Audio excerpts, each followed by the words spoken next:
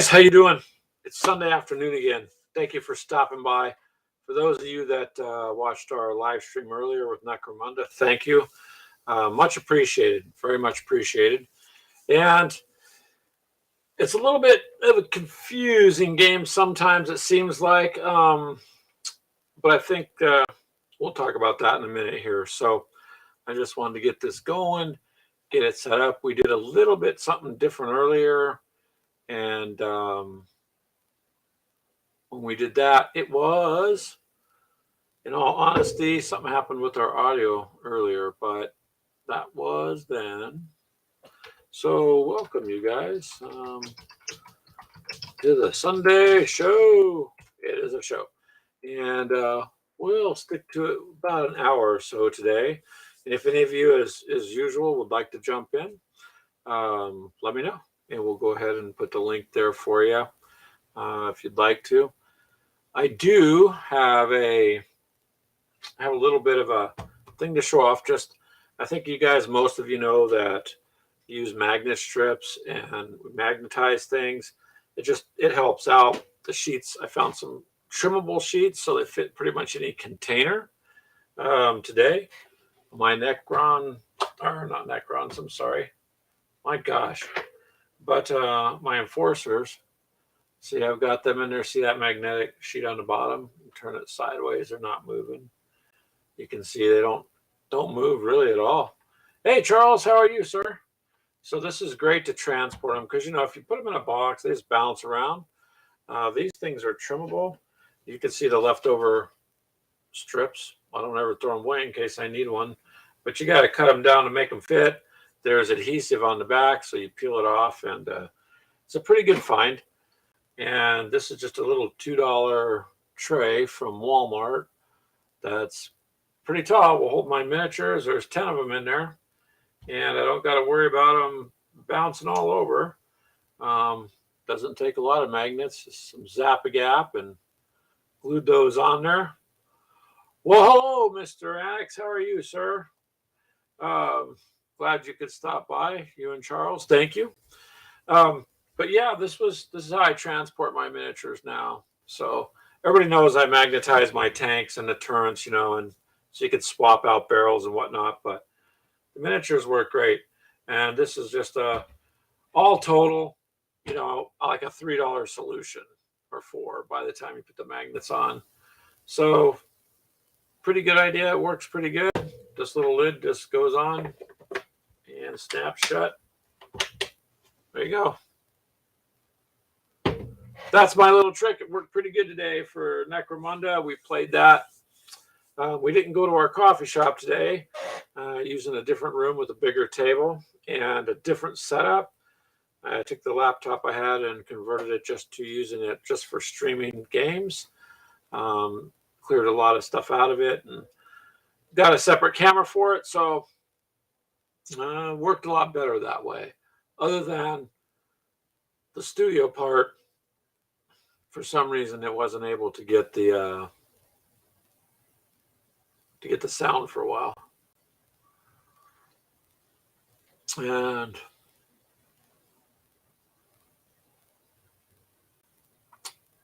nice. You airbrushed them Ultramarines blue. Battle buddies. Yeah, David, you're more like family, but yes, battle buddies.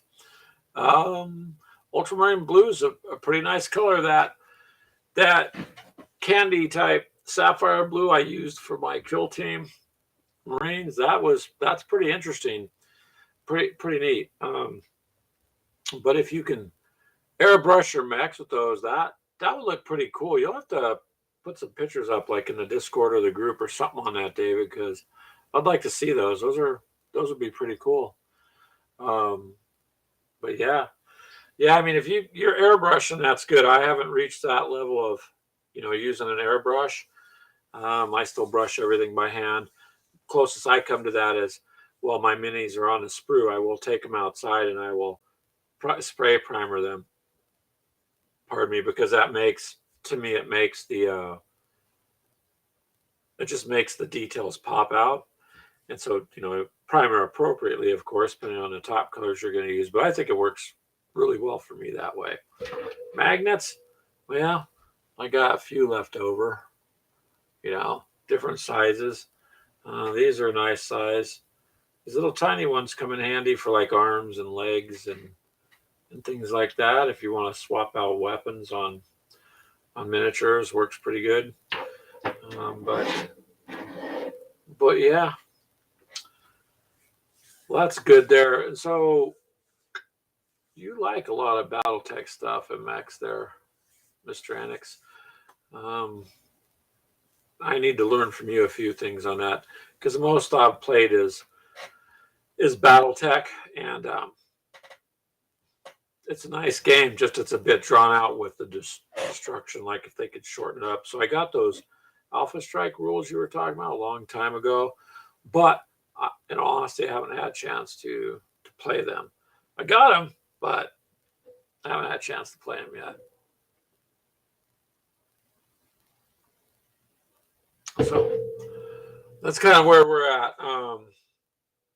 Charles, I know you do quite a bit. You're do a whole lot of the other types of miniatures, the small chip ones, and actually Hex to Hex, Jeff and Wardrobe sent me something, so I'm waiting for it. Looks like according to the tracking number, it'll be here tomorrow night. So when I get that, I don't exactly know what it is at all. When I get that, I'm going to do an unboxing and try to get it up for everybody Tuesday, the next day. That's if it arrives on time tomorrow. And then I'm going to have to start knuckling down and learning how to play some of that. So that will be fun. I'm not quite sure what it is, but I am extremely interested to see. So I have to give a shout out to them because good people. That was really cool that they are doing that. I appreciate it. So it will be interesting, Mr. Axon. You could hop on here anytime if you want, Dave. Hint, hint. Like the old days. Although both of us are busy, so that works good. I do got to finish up what I want to do for the March to Victory. Ooh, I know it's going to be Team Yankee is one of the games, and hopefully, David. I don't know about you. Are you interested in that Red Dawn? I think so because that's going to be killer. I didn't realize that they're going to start releasing it on the 3rd of December. I mean, it's the 20th already of November, so I didn't realize that that's coming up that quick. So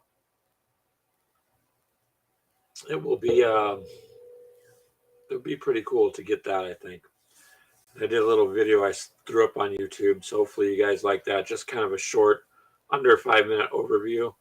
And anybody who's interested in that kind of fighting, I think they're really gonna enjoy that.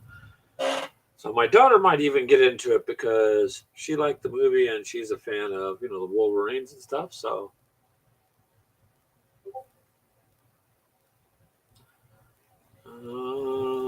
you finally started moving cardboard for the Mighty Endeavor. It took time to figure out some small stuff. Well, at least you have an idea of what to do with it, Charles. I'm completely new to that, so I'm guessing too that from what I see, it looks like everybody's got like a sheet of plexiglass. That's what it looks like, or glass or something that they put over the map to slide the chits around on, which makes sense. But just looking at the angles, it just looks like there's something on it, which I'm going to have to look at too, see how big these maps are. And I can go to one of this local stores here and see about getting a piece of plexiglass cut because that stuff's not too bad if it's not too big. Yeah, me too, Mr. Annex. Matter of fact, if you get it, then we need to game. We can do it on this. It would just be fun. Could do it on your channel too. Mine, I don't care. We just need to game. Oh, hey man, if you're heading out with your daughter, go spend some time with the kids. You're all good, man. But we should get together and game sometime. So have a good evening there, Mr. Annex.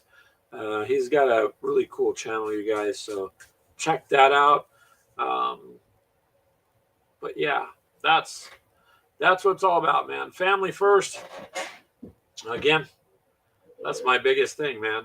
You gotta take care of your family. Can't replace them, and that's that. So enjoy it, have fun. And Charles, when you say the Mighty Endeavor, is that the actual name of the game, the Mighty Endeavor, or are you just referring to what you're doing as a Mighty Endeavor? And pardon me, I don't know much about those games, so I don't know the names to them, but I'm curious.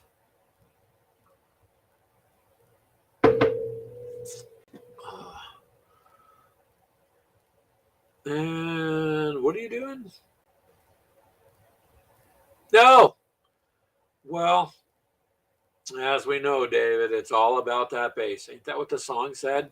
Ever since I joked Keegan about that, he walks around going, "It's all about that bass." I think I started something. Just yeah, yeah. Well, we'll talk about that later. Okay. Thank you, Charles. Uh, Plexiglass over the paper maps keeps them flat, and you can write on it. That's a hell of an idea. Like a dry erase marker. Okay. That would work too, Mr. Annex, for BattleTech. That's all hex space movement. It's not a very big map, but problem with paper gets the seams in it.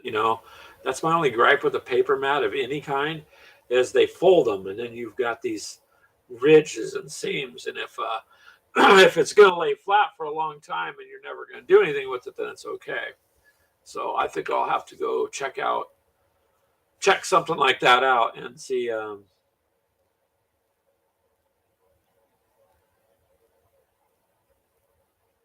what I can do. That's a good idea, though. Excellent.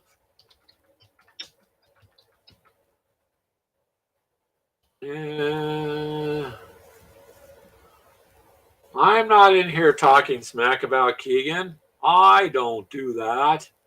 Geez, one time I forget you at the rest stop and you make it sound like it was on purpose. I came back. Ugh. Geez, a little bit of cold and rain. It was only like an hour or so. Anyways, hey, Mini Warmut, how are you doing, sir? How are you? Mini Warmut's into all sorts of stuff. You would be proud, Mini Warmut, of Clint. He did purchase Black Ops and oh boy, Black Ops and crap, the other one for Invader that he should be getting this week, so that'll be good. And Mr. Annex, a sheet of plexiglass going on your wish list. Oh yeah.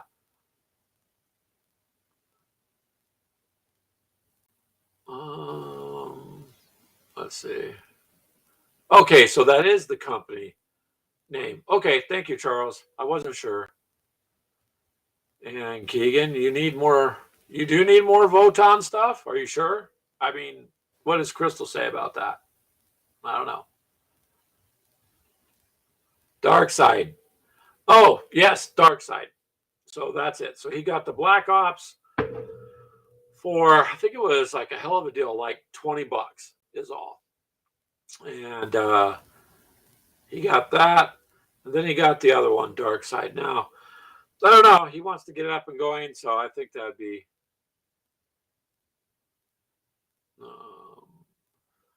Dark Side's tougher, and you do fighting underground. How many warm up? Well, geez, it's not that the game's not hard enough as it is. So why not just make it underground? Why don't we just turn the lights off? Because I guess the one of them you can't see without like a flashlight or something. So why not just do that? That would be easier. All right, Charles. Charles just did a video. So if you have that up, Charles, then I will take a look after this, and you guys check out what Charles puts up too, because he's got some interesting stuff that him and a few of the others are doing. It's a little bit different what we do, but it's interesting. And Keegan, Crystal doesn't need to know, but Crystal listens to the show sometimes.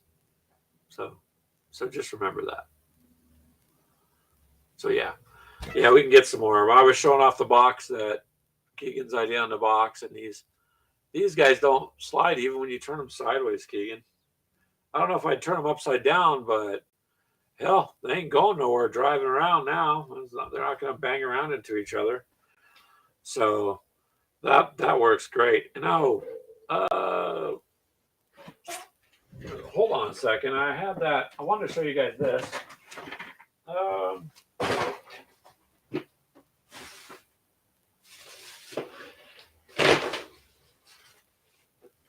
So, of course, we got it at the big box store. I've had it for a little bit, but check this out. This will be my next one. I'm going to use this for, see this? It's kind of cool. I'll lift the camera up so you can see an overall picture better and see what you guys think about storage. So see this? This is cool. Look at this. Handle on the top. See that? To carry the minis. That's what I like about it. Clamp on this side, clamps all four corners.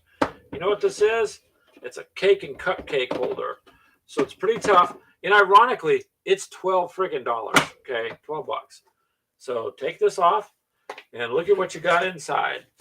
You got, well, we're all gamers. So, hey, man, we can eat, right? We can eat. But this is the most impressive part. Look at the space in here, David and Charles. Look at this. That's flat. There's no ridge in it. This is all going to get magnetized. And I'm going to put my Warhammer army in there because it'll all fit with room and probably more room than I need. So, but I thought for $12, I've had this for a little bit. I keep forgetting to show you guys, but I think it's going to work out great. Again, this concept with the magnets, and just going to put the sheets down. Obviously, if I need cupcakes, I can do that. But when I saw that, I thought, look at this. This is what got me the most. You got the handle so you can carry your minis. And I think for $12, this is like just a no-brainer. And the latches, I wished I could sell these, but they're not mine. But go to that big wall space, mart space place. Not necessarily a fan, but this is a great buy right there. And I'm going to go try to pick up a couple more. So this should work excellent for transporting minis around. I think, anyways. I think that's what'll work. And on a small scale, when you got just a little bit, these boxes work great. But my Indominus box army, it needs a home. This is plenty tall enough to put them in. And yeah, like I said, it's I don't know.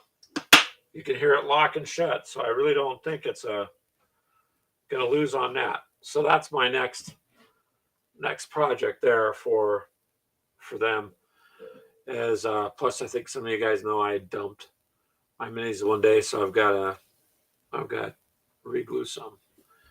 Okay, let's catch up with the comments here. Keegan says to be quiet. It's like his drone. Okay. Oh, you got some individual orcs in there, Charles? Awesome. Okay, so Charles says he's been doing a lot of videos, so we're going to have to check your channel out. Charles, why don't you put the name of it there in the chat so people can find your channel? And I know Keegan and probably Dave will check it out there too. But yeah, Dave, thank you. It was just, I seen it and I'm like, well, holy crap. I mean, I could use the cupcake trays, sure, because I got kids, grandkids, and whatnot, and you can making food is something I do, but I couldn't pass it up as storage. So I'm just going to start occasionally when I can pick up another one here, because there's so much room in it that it'd be a good idea to magnetize pretty much any of your armies, and then it's stackable. Yeah, so can't lose on that one.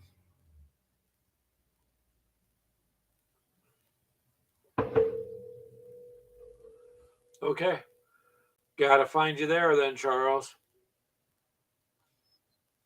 That's your name on YouTube. There you go. You guys can check it out and subscribe to him. because he got some interesting stuff he's going to post.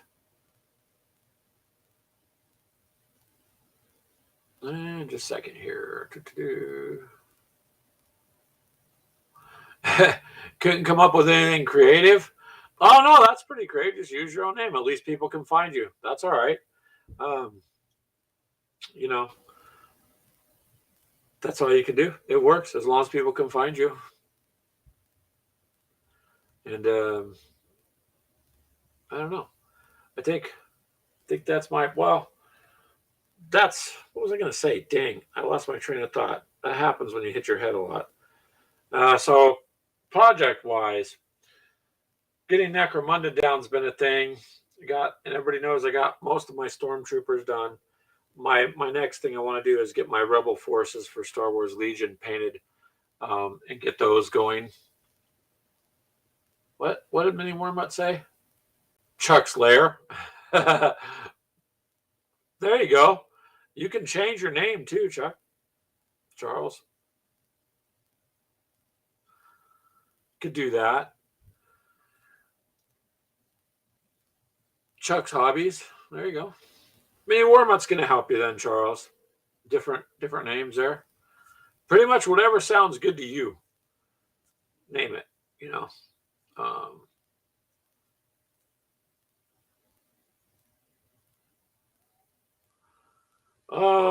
Okay, so this is interesting then. You are setting up a coin game.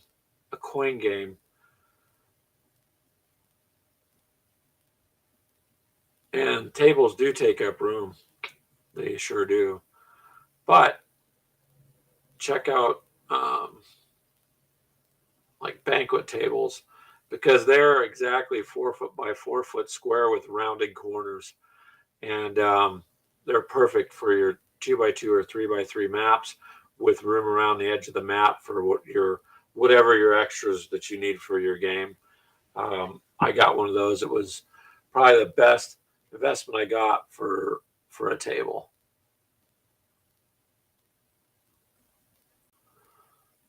Counterinsurgency. Okay. You have to take some pictures of that too. We're gonna have to go check it out. Let's see here. I'm gonna see.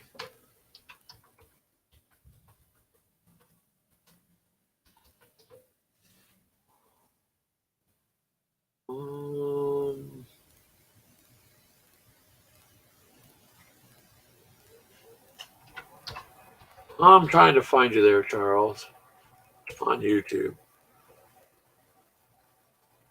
Oh, hey, I found you.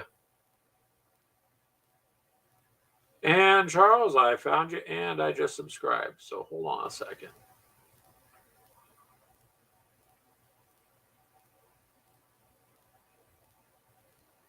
Well, I don't know if it'll let me throw it to YouTube. It may not, but there's a link to Charles's website on YouTube, his page.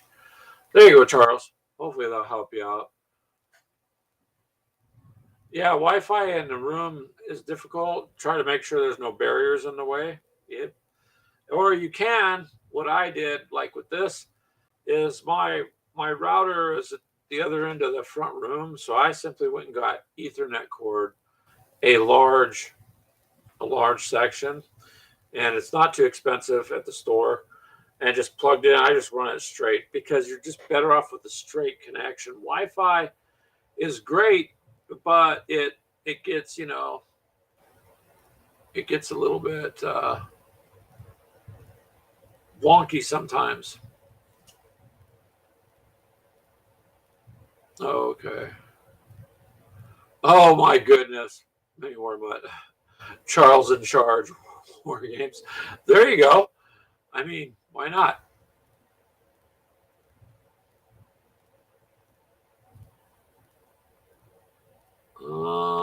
Second table. Yeah. We'll see. I don't care for the circular round tables, because I like the space around. All my maps are square. So I got a 4 foot by 4 foot squared, but the corners are rounded. So, you know, me or Keegan or anybody else don't bang into it or something. So yeah. Hey, there is Mythos from Frost and Fist, another good channel to check out. And they have a lot of fun over there too.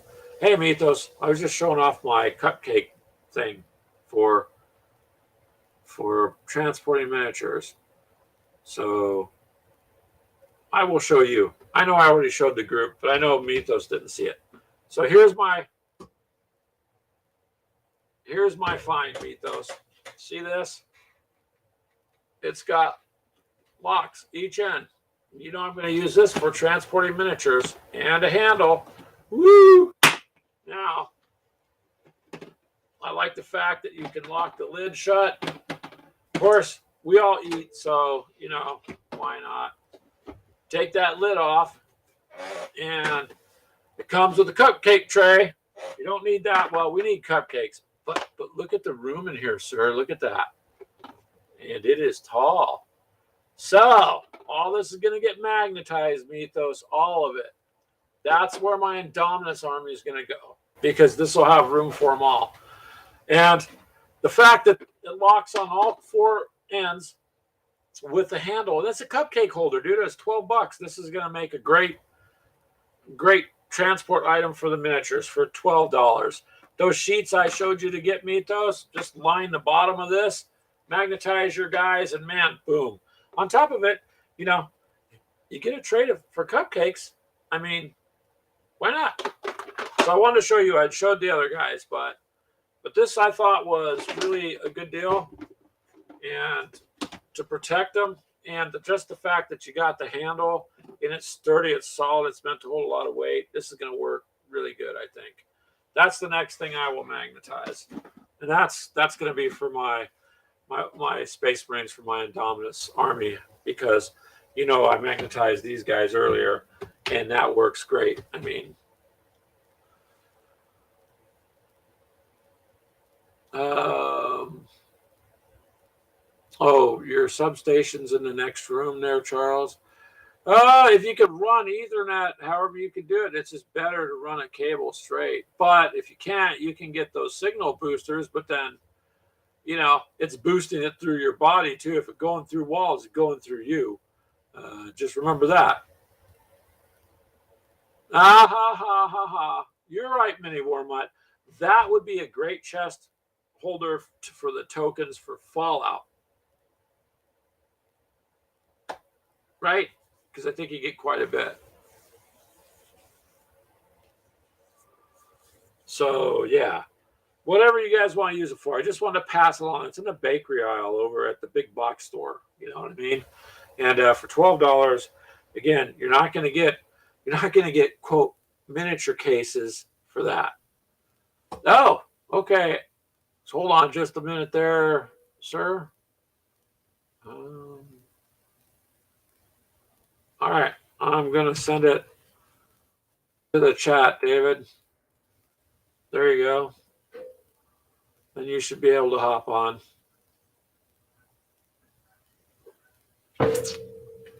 So David's going to hop on and say hi. Awesome. But you shouldn't have so many tokens that you need a tote Mini Warmutt, because then it's just too friggin' much, you know. That can get carried away, be a bit. Some games are rather token heavy, and you know, depends on it. I'd rather it not be so token heavy. So there we go. Mr. David's joining. Here we go. Hold on, Dave. I'm going to turn this one off and bring Dave in. All right. All right, there you are. I can hear you. What you doing? Thanks. Yeah, I got a bit of a mess here. That's not the camera I wanted, though. That's okay. You know, who has a perfectly clean hobby desk? Like, there we go. I need that sexy face up. There you go. Hey, this is the same camera you use for your OnlyFans page, right? Oh, absolutely. There you go. You know it anywhere. Some of us have to be famous at some point, right? But ironically, it will be Keegan doing his dance stuff. Keegan Dance. Oh, Yeah. actually, a flip. Well, no, I can just hold it up. So this is the Oh, airbrush I was talking about. that's You your can put airbrush? a Sharpie in. Oh, okay. Well, you said there was a holder for it, right? That holds the Sharpie. Yeah, so you And just so put it it in. sprays. Okay, it just sprays past it. Now, does Yeah, the it ink hits the tip. flow? But do you get a good even flow out of the pen when you do that? Pretty good, yeah. Oh wow, you did that with a Sharpie? Yes. Damn. Okay. Oh yeah. Guess I'll have to look at an airbrush and a bunch of Sharpie pens. It turns out all Sharpies are metallic, though, I think. So every Sharpie I've tested has turned out metallic. Some are really Oh, cool. nice. Like this is a blue Sharpie. It's kind of a color shift. Yeah, I like the color shift stuff. That's cool. There you go, Dave. Charles just subscribed to you. Oh, thanks. I've been growing even though I haven't been doing anything. It's crazy. Well, no, that's okay. It's because people are finding your stuff. I made a video on the Vejo dipping formulas, the big jugs. And ever Oh yeah. since GW changed their formula, people have been really looking at that video. I like Vallejo paints. They're good paints. Army Painter is pretty good. I mean, the Bones series of paints is good too. I mean, look at the size of that. That's huge, dude. That's That's a $18 wash. and the equivalent of Yeah. a Null Oil, the old one. Oh wow, you could literally dip your finger in that. Yeah, it's meant for dipping miniatures in if you want to. Jeez, that's the quick way to do it, though. Ooh, so quick. But still nicer to brush it on. Hey man, whatever works for you that you like to do. I will give you a bit of advice. When you magnetize your guys on the bottom and you get ready to put them on your metal sheet, wait, make sure the glue's completely dry. I made that mistake. Oh, geez. Yeah. Yep. Right out. Yep. I had to pry them apart and file the glue off the bottom. I was like, damn it, Greg, you got ahead of yourself. So, yeah. But that's cool. If that wash works, then that's going to be handy there. It's exactly like the old Null Oil.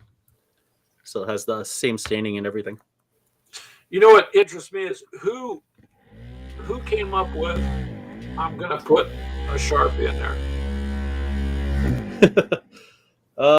Well, I'll show you the original markers that they're meant for. They're Gundam markers, and they're you have to like depress the tip, and then you can color Gunpla with them. Oh, okay. But they're supposed to you're supposed to take out this original tip and put in another tip, and then you put it in the airbrush system, and you can just airbrush. I just think it's interesting that somebody came up with that. That they were like, okay, let me stick a Sharpie in here and see if this works. Yeah, it's true. I didn't think of it. I just saw a video. I can't remember where. A little while ago, a couple years ago. I've been wanting to try it since. Yeah. You may as well. It seems to be working for you. I just don't have an airbrush, so I guess one of these days.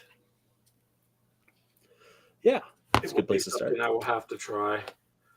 But I'm kind of excited about just finishing off my miniatures, getting them all magnetized in trays where we're just transporting them. I don't like them flopping around, and I can't afford these huge expensive cases, Mm-hmm. $110, $80, $50 or $40 for a cardboard foam case, but it's cardboard.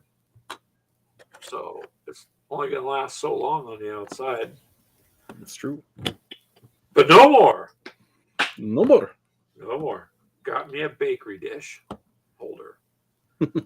That's cool. I don't mind. I will use it. But, that's because I'm not rich. Although my set I did, that bag I got from Miniature Market for my tank stuff, I am glad I got that because it holds all my old school tanks and most of my Team Yankee stuff and books, and I can transport it. But it's not cost effective for me to do that to every game that I'm into, Yeah, it's true. I usually just stick things in cardboard boxes, or I have some plastic containers too. And if I put them in a cardboard box, I just throw some old rags in there too. Though I do actually do have like gaming cases. It's just I don't like dealing with pluck foam, so I just don't never use it. Yeah, it is kind of a pain. But like this was a $2 box, and just cut the magnet strip down and then magnetize them. Now I can transport an army.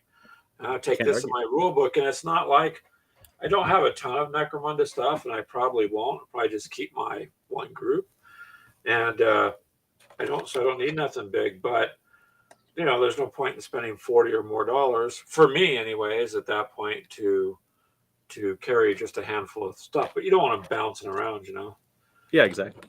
So it's all good. It works good. So what you been up to besides using your marker and painting? Oh, working on a little of this, a little of that. I don't have any specific goals. We've been gaming semi-regularly compared to how I used to do it, so that's nice.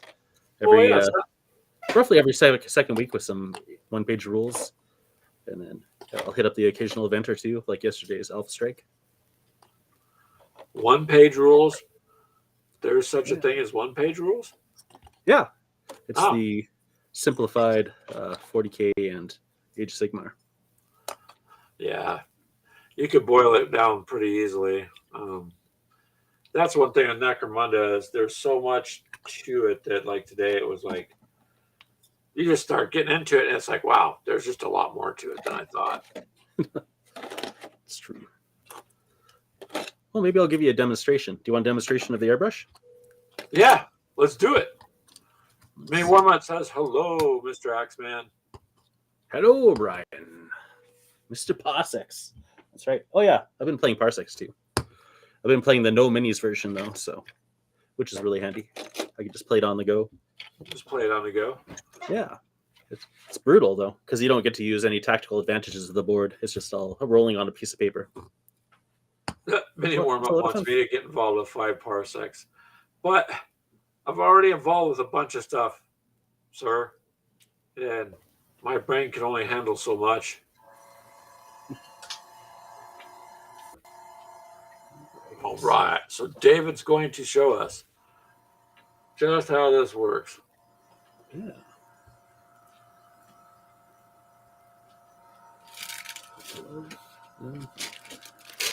So they always work best with fresh Sharpies. And I'll show you. So the fresh Sharpies will have this pointed tip, if you can see that. Yep. Versus this one Sharpie that doesn't work anymore. It's got a bit of a blunted tip. Yeah. Some Sharpies are super blunted. That one isn't too bad. But like this guy, it will not work whatsoever. It won't? No, you need to have a sharp tip on there. I'm just letting my air compressor fill up, and then I'll run it through. But roughly,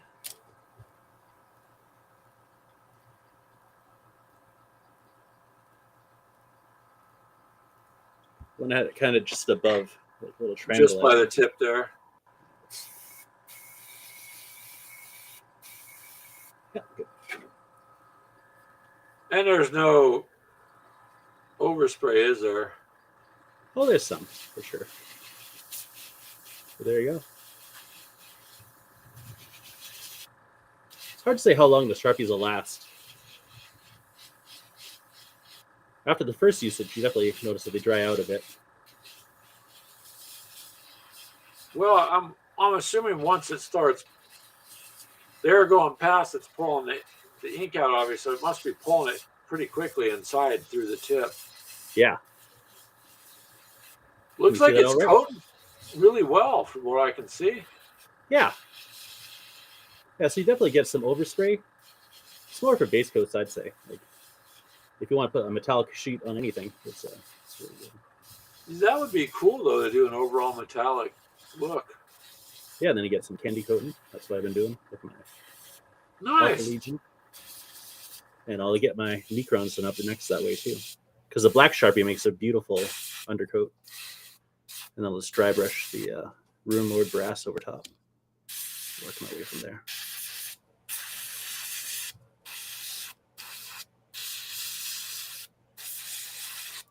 Wow. You watching this, Mythos? Because Mythos was asking. Oh, yeah. There you go.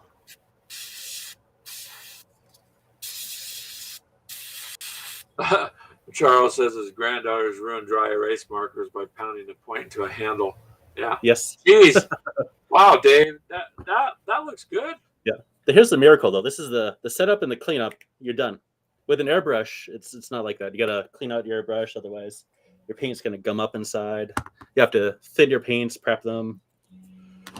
Sometimes you just struggle with your airbrush for no reason whatsoever, and sometimes you just don't know why. So is it cost effective then for you to do it this way too? I mean, time wise, I can see. Yeah. But It's how pricey long does here, a Sharpie last? I mean, how many models do you get out of it? A couple or? I wanted to do a Stormcast test, so I have a whole bunch of Stormcasts. I wanted to use a gold Sharpie just to see how long it lasts, if I could get through like a whole batch of Stormcast or not. Yeah, But, I'm curious. Yeah. But yeah, so far one silver Sharpie has made at least 20 Marines. Oh wow! Well then, yeah, then it would be worth buying it. Yeah. I usually get a couple sessions out of them. Jeez. Okay. I'm gonna have to get a cheap airbrush. So then, where did you find the adapter to hold the Sharpie? Oh, you just make it out of an old Sharpie lid. So it comes with this part, which is for the original. For the little pot. This guy here. So these original markers fit perfect.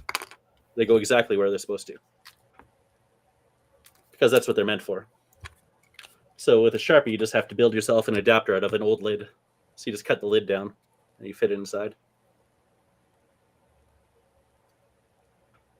And then you just position the Sharpie by hand until you reach your optimal point. Oh, okay. So try a little bit of trial and error, and that's going to work out. Absolutely, yeah. Once you get the feeling for it, it took me, I don't know, like 3 rounds of doing different Sharpies before I figured out what the optimal point was on the tip. Wow. That's cool. Thank you, David. I was wondering just exactly how well it worked, but you answered my question on that. It looked like it covered it very nicely. You might even have the very first video now of anyone airbrushing a miniature with a Sharpie. I don't know. Well, somebody had to pass this knowledge along. I saw it on like fly fishing and stuff. Oh, for lures. Yeah. I could see him doing that. Yeah, well, that'd be interesting because there are people out like where I live. A lot of people at the fishing, they hand tie all the flies, and then some of them actually make the lures. Yeah, so yeah. That's what I never asked them how they painted them, but that would make sense. I know I've heard someone mention it before. That's why I followed the rabbit hole of being able to airbrush Sharpies. But I don't remember if anyone has done a video. I don't think so. Well, but you answered questions people were asking, so that's cool. That's interesting. So, what would you recommend for an airbrush, just as a low cost, but something that works, not garbage, but just honestly, this one I bought from AliExpress for $18. Oh, okay, AliExpress. I know what website that is. And then I have a quick release adapter on it, so that'd be an extra cost. You'd still need a compressor, but you probably could get one of those little plug-in portable square jobs. Or even maybe one of the battery-powered ones that you just hook up directly to the airbrush and then it runs. Yeah, because I wouldn't be doing tons and tons of it, but that sure would be a time saver too. Yeah, let's see. Yeah, I run it about maybe 25 PSI at most, so you don't need a heck of a lot of pressure. That's not a lot of pressure at all, no. Dang, okay. I'm going to have to. Yeah, Harbor Freight has a good beginner airbrush. Now, people with 3D printers, so if you wanted to do the whole thing, you'd be like, well, I want to try airbrushing Sharpies and I want to airbrush paints. Then if you went to Harbor Freight, you could get one of their cheap kits and you could get your 3D printing buddies to 3D print you an adapter for the Sharpie. Because they make them. There's STLs for those out there. Oh, okay. Well, then I mean, Keegan has our printer, so yeah, we can get that printed up. Well, if there's STL files for them, then I have to look for them. I just didn't know where to look or what to look for. Harbor Freight and Tool is a pretty good place to buy things from for the most part. Yeah, I'll have to check into that. I don't know, man, especially being, I don't know. I seem to be getting more and more miniatures, and I'm trying to straighten things up, and then there's more. But then there's this Red Dawn thing, and I can't help it. I grew up with that movie, so I've got to do it. I'm going to have to do it. I know it's classic. Yeah, it is. Yeah, it's the talk of the town, kind of. There's a lot of people talking about it, so. I imagine you've been watching the same people on it too, so you've probably heard that Free Nations book for NATO should also be coming out afterwards. That's what they speculate. So that's good for Canadians and West Germans and all that. Yeah, that's going to be good. I mean, the Yankees a good game system, so something to work with. Mm-hmm. But for sure, who's going to have to get it? I just didn't realize they were releasing it soon until I started looking into it, and I made that video the other day. I was like, I thought it was in January. But there are. What's interesting is you're going to get the book and then the Russian set in December, but you're not going to be able to get the guys you fight, the Wolverines, until January. Oh, I think they're more of a minor part though in the actual gameplay. Because I think I heard that they had 2. You could take like at most 2 militia, and then you can add the trucks on the top of them. Yeah. Well, that's because in the movie, that's what they use as the truck, you know. But, yeah, but it still wouldn't be like a big part of your force. You would still be using regular Americans. If you have regular Americans, do you have Americans? Yeah, we still have that Brandon Boys box set. Oh, okay. And Keegan has the Americans, a bunch of them. So we got American forces to fight. And many more might say, I guess you'll buy the Flames of War stuff. I think you'd like it, many were. Like you weren't sure about the 15 millimeter miniatures, and I kept telling many were, yeah, they're look at this or that. I showed him a few. Now he's painting them. He's doing really well too. They're not that hard to paint. They can be a little time consuming like anything else, depending on how much detail you need. But things like that he bought, like the aliens, those are great. They're not. You don't got to sit there and do too much. Oh, nice. Let's introduce a T-Rex. Yeah. Game time. I guess we could homebrew that. Sure. The Soviets and the Americans were fighting, and boom, here comes Godzilla. Godzilla. Yeah, why not? Try to make it work. Yeah, I looked up rules for kaiju for Team Yankee or Flames of War before, but I didn't see anything, unfortunately. Yeah, I don't think so. You have Hit the Beach. There's quite a few sets, yeah. Oh, yeah. With Flames of War there. But the Team Yankee stuff, I mean, it depends on what you're getting into, Brian. But for us, like I said, we're gonna hit that Red Dawn thing just because, well, we have to. You know, it's just one of those things. It's an excuse to, you know. So what can I say? And whenever you lose, you can sing the national anthem to make your heroic last stand. You could. Poor Keegan, we were playing one game and I didn't tell him, so on the phone I just looked up the taps, you know. And I didn't say anything, and when his tank died, I said, "Hold on a moment, Keegan." I played it, and he goes, "You blank." I was like, I couldn't resist it, man. You set yourself up. But yeah, you gotta have some fun with it. Yeah. Well, like I said, everybody likes to win. I mean, winning's fun, but I really don't care as long as I get to play. I mean, today we got to play this Necromunda thing. And it was a beatdown on me and Clint, but it was fun, but it was a slugfest. I lost most of my mechs yesterday.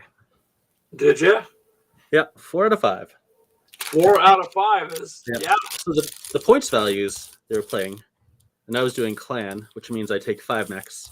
And the 5 really good mechs, but they're also very light mechs. So everyone else is playing 4 much heavier mechs. And I was really fast, so I'm like, I'm just going to run through the back and then shoot them up. And then I died. And that was all right. Because it was all a learning game. It's all learning, yeah. I just learned that gingerbread men have swords. So apparently they're not friendly like I thought. But they are Only you, 15 Mini million. Warmut, would come up with a sword-wielding gingerbread man. And Can they fight the commies? I guess they fight everybody. Who knows? They have swords. Wait, not Mini Warmut. He's going to have one be like Warhammer. One's going to be a power sword or a chain sword.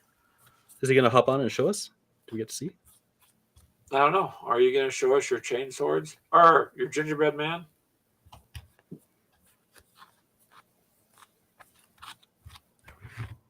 I don't know. Well, see, he's got a lot he's painting. He's got a lot to do.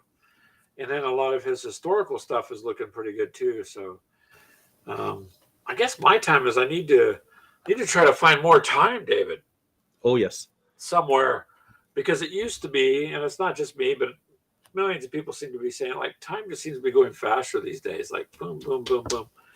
And so it's good that we get to game on Sundays, but I've got to start doing a little bit more than just Sundays because Oh, I'd rather game than watch TV shows and that kind of stuff. That's just I don't me. even do that. Huh? I don't even have time to watch TV. I'm like, oh, there's so many shows I wish I was watching, but I just never get the time to do even that much. I don't watch TV for nothing. I haven't for a long time. I did. Somebody said they had some interesting ones on Netflix, so I watched Peaky Blinders. Oh, yes. That was pretty cool, and the acting I like. So, but that was based off a real story. That was about the only thing I watched. A couple of shows of that, but really, I don't. I just don't watch TV in general. Just don't watch it. I'd rather spend my time doing something like this, talking with you guys, Yeah. or taking care of the miniatures, or playing with the granddaughter, that kind of stuff. Oh, yeah. Yeah. We started watching a show called The English, the first 2 episodes. It's really good. It's a cowboy show. Oh, is it? Yeah. It's really good. I want to watch more of that. I talk to people who go, "Oh, I binge watch this, I binge watch that," and I'm like, "Wow, how do you have time to binge watch?" I guess I don't. Just don't Nope. have, 5 or 6 hours to sit down and watch a show. But that's cool, I guess, if you do. And yes, Mini Warm Peaky Blinders is awesome. I thought it was really an interesting show. I haven't watched all of it, but watched enough of them that I thought it was pretty cool. And then somebody said Yellowstone was a good one too, but again, I really don't have time to check into all that. So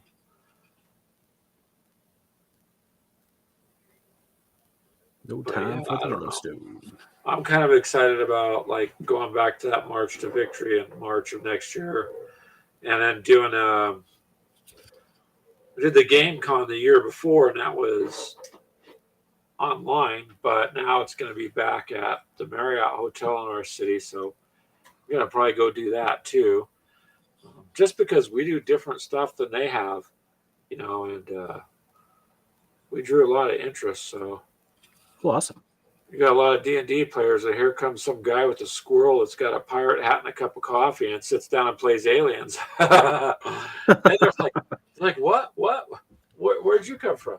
And that's good, because it shakes it up a bit and it shows them there's other things too. And I'm not against D&D. Don't get me wrong at all. There's just a lot of things, a lot of games, just like the games Charles is into and Wardrobe and Hex to Hex and all them. Not Jay. There's just a lot of different other types of games that I've learned too. So that's to me what it's about, man. Just have some fun. Oh, yeah. Speaking of new games, well, new to me, I'm going to start getting into Underworlds. Give it a try. Oh, Necromunda? No, Warhammer Underworlds. Oh, Warhammer Underworlds. I don't know if you have a Barnes and Nobles out there by you, or you could order from the bookstore.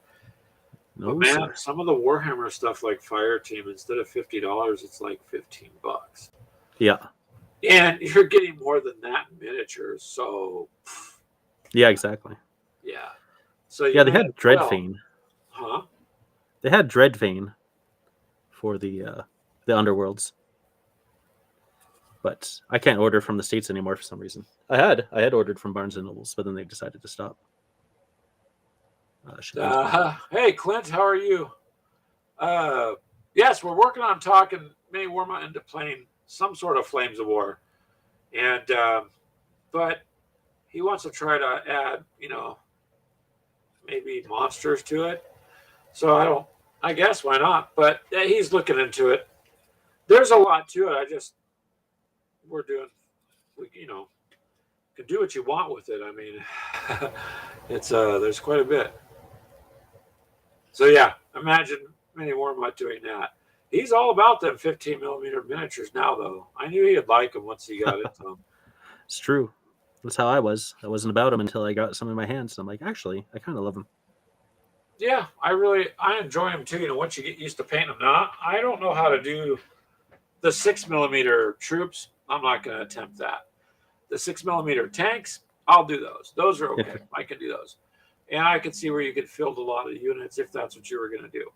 And they're just kind of cool. But I'm not going to try to paint 6 millimeter infantry. I have to be able to see it to paint it. I know a guy who has a good video on that. Oh, well, yeah, I'm sure there are.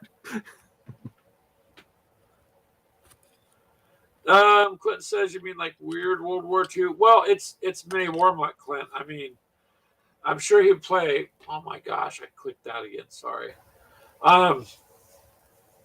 Yeah, he likes to add things. Like I was playing a game with him and McMurray, this other gentleman, and so we're fighting in this town, and you destroy a barrel to find out what's in it. He had a jackalope jump out with an axe or some crazy thing. Then this dog that was running down the street turns into a werewolf. And then he said, you guys didn't open any of the other crates or do this other stuff. I'm like, now we're terrified, because you don't know what's going to hop out. So you could take your Flames of War guys and buy the sets, right, and build the miniatures. And then you could create your own scenarios because at least you would have the appropriate sizes, platoons, squads, battalions, whatever. You'd have the correct, things to use. Hey, there's weird World War II. Hello, sir. Yes, jackalopes are notorious for that. Mini Warmutt makes good use of things jumping out of whatever. It gets to be a bit crazy. So, yeah. So I think that's that. And we still have the game that he had me and McMurray on a train. We got to finish that up. I don't know. It's going to some town he devised, so there'll probably more horrors there when we get there. I don't even know what's going to happen when we get off the train if we're going to survive. Could be gingerbread with swords. Gingerbread men with swords. Yeah, that would be catastrophically terrifying. To open your door and see giant gingerbread guys with swords. But you just close the door and go, all right. We told Mini Warmutt not to mess with that stuff, and now look what he did.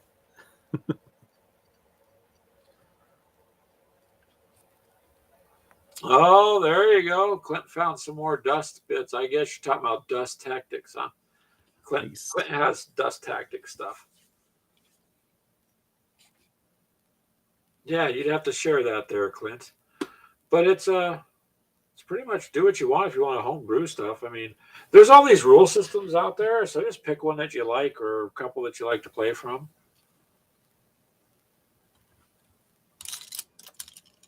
Yeah, Clint's always finding stuff more for the huts and bits. Yep.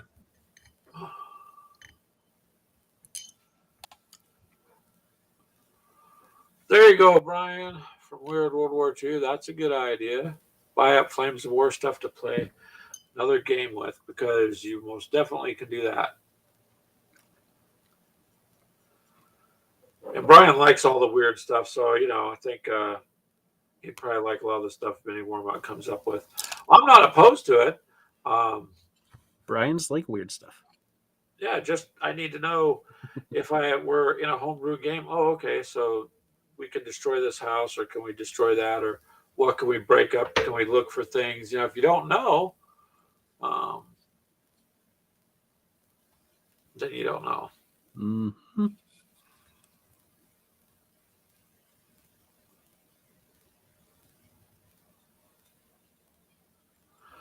Yes, Brian, you are a weirdo. That's okay. That's what makes you unique, though. So we're all kind of game geeks anyways. That's all right though.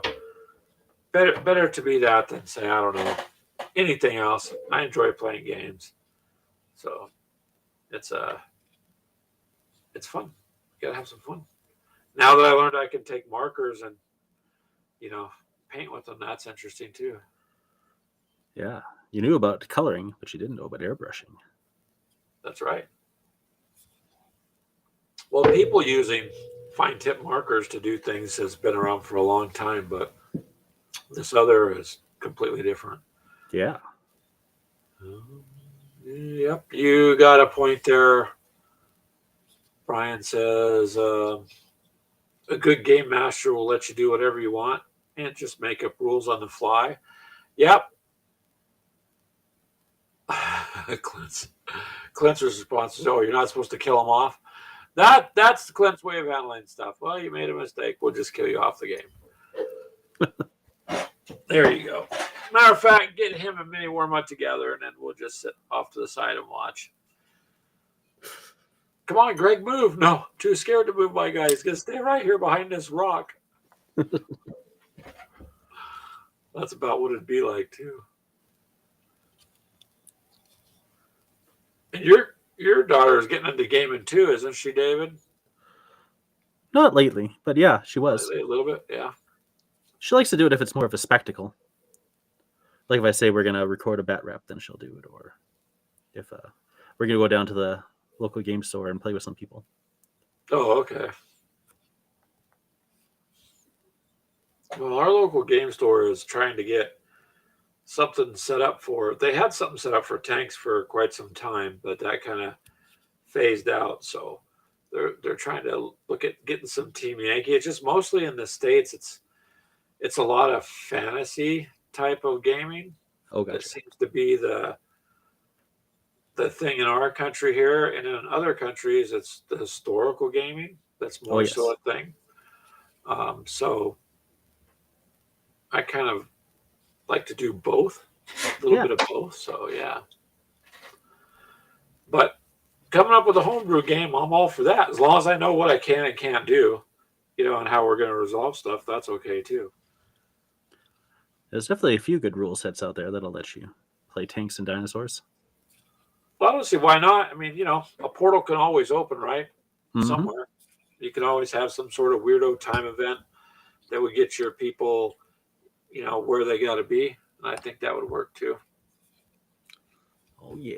Look at that candy. Again, I'm not opposed to it. Now, when we go out to this Victory to March to Victory thing, that'll be different. Like the Team Yankee will be playing Team Yankee rules because people are going to be watching and stuff. So it'll be specific to whatever games we take out there. We'll play their specific rules for them. Yeah. But take a couple out because want to do like maybe one in the morning the first day and then one in the afternoon or two or three games in a day is what I'd like to do, because then it gives you breaks in between them to watch the other games being done and kind of just look around. Many Wormut says the in-laws came into his man cave. They always look at the minis and are amazed that this is a big hobby. You're right about that, Many Wormut. A lot of people don't have a clue as to how big this hobby is, and all these companies are not making money because there's just a couple hundred people in it. You know what I mean? Yeah. I mean, Games Workshop's profits are massive. So, and these other companies are not far behind. So when they locked a whole bunch of people down, geez, that just made more people play more games. Oh. That's for sure. Clint wants to take full-size RC tanks out there, David. Well, that's fair. Yeah. Full size, a 1-to-1 scale. Well, no, not 1-to-1, but I'm an RC size, not like 15 millimeter. Yeah, full size. That'd be great. Yeah. Which gas did you cost you to get from Iowa to Kansas City, Missouri? Oh, about $3,000. Yeah. Plus, we kept getting pulled over. Up here, diesel's super expensive right now. Really? What is it running there? Well, let's see. Gas got down to $1.39 a liter, and diesel's sitting at almost $2 a liter. So that's almost $8 a gallon. I believe so. Wow. Yeah, I mean, I think a lot of places it's out here. It's over what you would say $5, $5 to $6.50 a gallon, depending on where you're at. Which is interesting how it costs you more depending on where you live. I think it's just whatever they think they can get out of you for that area. Absolutely. Yeah, he says it's 1/16 scale, Clint said. Yeah, and Clint, I would be saying ouch too, since Clint drives a diesel. So, Oh no. yeah, I wouldn't want a diesel. Yeah, he's paying $5.09 a gallon. That's so rough. They're going to make it go up there, Clint. They reset all the pumps in our country to go past $10 a gallon. So they didn't do that just to do it. You know what I mean? So at some point, it's going to get expensive, more so. And Mini Warmont says he's going to bring a rocket launcher for the tank battle. There you go. 22. Wow, that tank fired around. It sounded suspiciously like a 22 rifle going off. Yep. Now Clint's angry. His tank's destroyed. Well, he bought some Tiger, bought a Tiger. Didn't you get a Jade Tiger tank, Clint? These RCs, and then he has to redo them. But they have lasers on them so that you can, get into tank battles. So what he wants to do is go out to the parking lot out there and maybe just do a full scale kind of, or a bigger scale kind of tank battle. I don't know why I'm saying full scale, David. I don't know. You really can't afford that, Not yet. Once the channel takes off, though. Uh-huh. I have a lot of fun. A lot of people that I've met, they're all cool people, and it's all been good so far. Yeah.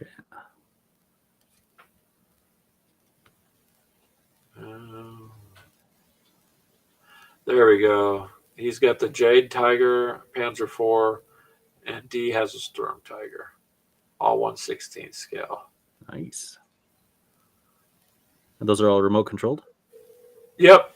With a laser on them, you're supposed to be able to do a tank battle where when you hit the other tank, it makes it stop. Sweet.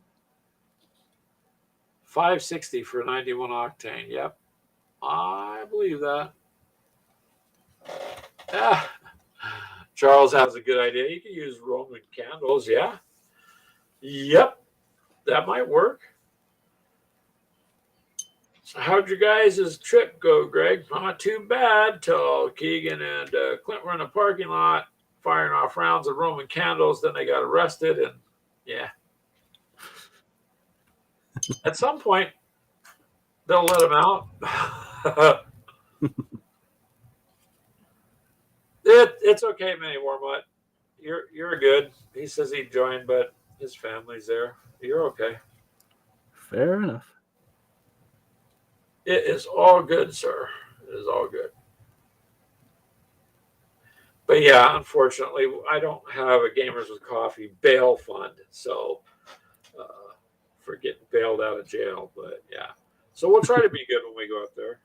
We got a plan for it anyway, so Keegan's gonna have to do more dancing on the side, and we're just gonna have to save money. Can only laugh at it, David, because I could see it taking off for him. That's all. Yeah. Well, we need to see more Keegan dances, that's for sure. And all of a sudden, Mini Warmut's channel goes quiet for a while because all of his money is going for tipping Keegan. That's credit card.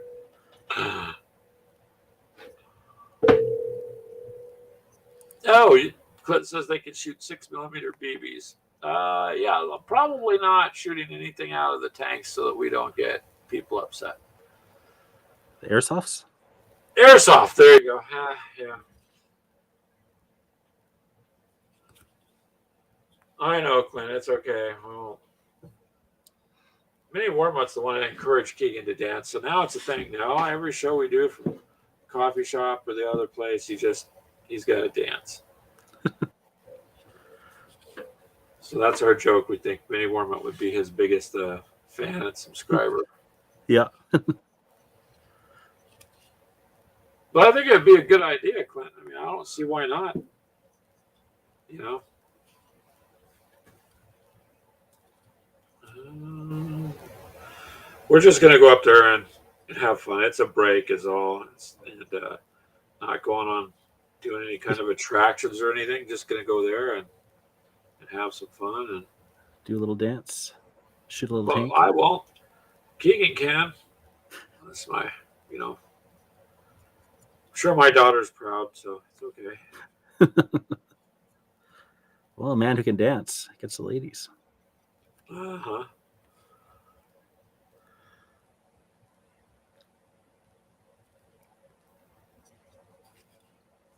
Oh yeah, we'll have fun. That's all there is to it. When is this event? That was the last weekend or last week of March Oh, okay. of next year. So it's not, I say next year, but next year is what, a month away, literally. So it's not like a month and 10 days. I'm sorry. But yeah, so it's not that far away. No, not too far. But that gives us time to save up a little bit because really all it's going to do is cost us gas, not like a hotel room, because a lot of them out there have little kitchenettes. The one we stayed in last time was terrifying. I think they just took the body out of the room. They didn't even bother cleaning it up before they gave it to us. Oh, that's always nice. Yeah, never seen such a dirty hotel room that advertised online as a really super nice. And I left them a bad review too. And then all management said was something. I'm like, you're not even going to address the problem. Yeah. So we won't be going back to your hotel again. No. Ever. But yeah, that's okay. It was better than sleeping in the car. Just, yeah. But was it better than sleeping in a ditch? Yeah, yep, Okay. that is true. Somebody beating on our door at 2 a.m, beating on a neighbor's door, you know. Oh, My friend locked me out. Go to the front desk. That's what the desk is there for. Common sense stuff. yeah. I've looked online, David. I can't seem to find any common sense that I can buy in bulk. And Oh, maybe no. just, yeah, sprinkle on the food to give to people. It's one of those things that's always sold out as soon as it comes online. Back order for it. Yeah. Oh boy, so Mini Warmut's gonna have a suite ready. Okay. Ooh. You get your suite. You let us know how that goes. Yep. Us poor people, we won't be renting a suite though. We're gonna be looking for Priceline discounts and stuff like that. But if you get yourself a suite, then you go ahead and do that. Because why not? You may as well. Yeah, if you got friends, you can always share. That's for sure. Yeah, yeah. Oh, hey. Hello, Jeff from Hex to Hex. Thanks for stopping by, sir. Hex. I am awaiting your package, and I will do an unboxing of that and get on that. Apparently, it's supposed to arrive tomorrow. So I'm pretty excited to see what you sent. So you guys should check his channel out too. And if you don't subscribe, you should, because otherwise we'll have to send many more mutt to your area. Yeah.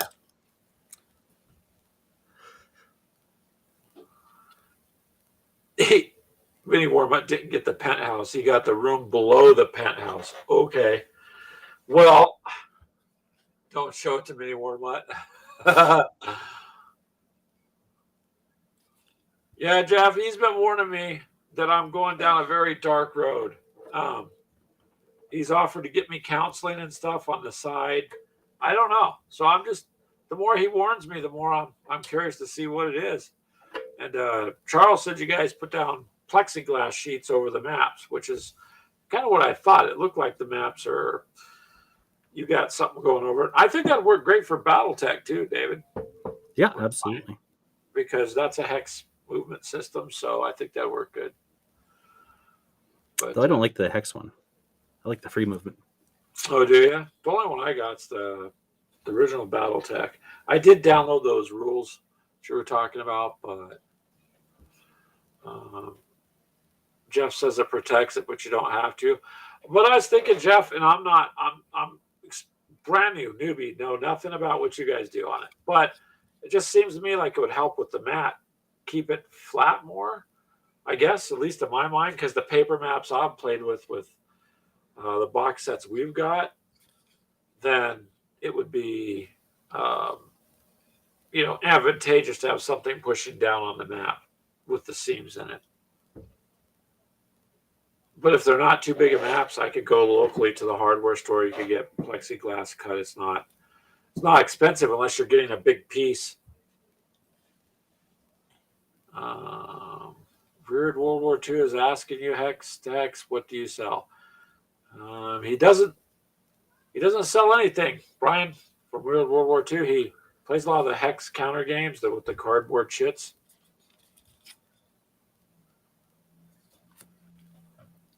Yep. And that's fine. I'm a willing participant to be lured into the game. I'm not resisting. Maybe I should. Maybe Wormwood thinks I should, but I'm not. I'm really curious to see what it is and how it plays because it's just interesting to me. Underworlds is on a hex map. So I'll be playing a hex game too. You guys call yourselves cardboard shovers, Charles? That's interesting. I guess you're pushing pieces of cardboard around. Miniatures are the dark side of gaming. Well, that's interesting. Dark side of gaming. I guess, I don't know. We're on the dark side of gaming. That's Mini Warmut's fault. We'll just blame him this week. Because I took all the blame last week. It's someone else's turn. Oh, there you go. Brian says he's been playing Avalon bookshelf stuff for 40 years. So then what's your favorite game then, Brian, from World War II? Because I'm just getting into that. So, like I said, I'm anxious to see what it is. Oh, boy. I'm wondering how many meant this. Wargame players are called chit players. Uh-huh. Chit players.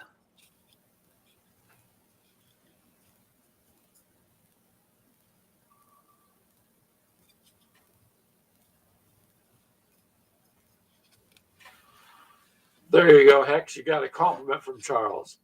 From what little I've gotten a chance to watch a couple of your stuff, you do have a knowledge of it that's pretty impressive there, Jeff.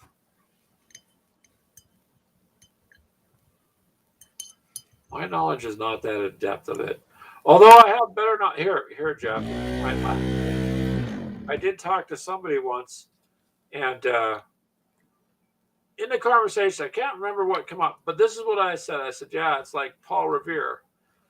And the person looked at me and said, Paul Revere, don't they own the pizza places? The pizza. I'm like, no. And they're like, oh, okay. I wasn't paying attention. Yeah, no, apparently not.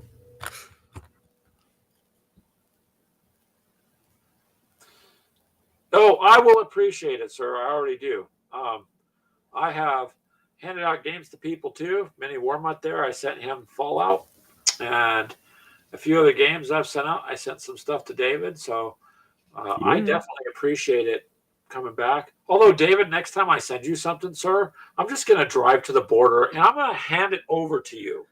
Like, it is cheaper.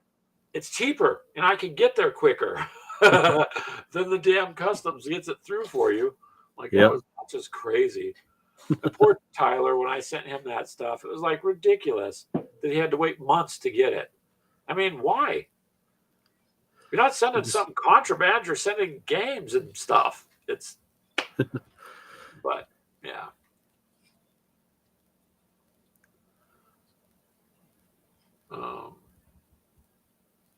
Yes.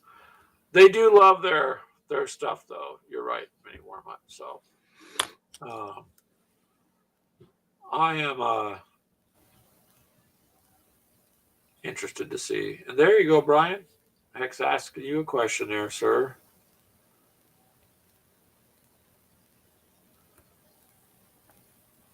See, I don't know these games they're speaking of here, David. So I guess I will start learning. Yep.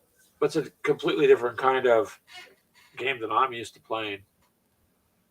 Yeah. Definitely not my scene. Well, I'm used to miniatures or that type of thing. So Hmm.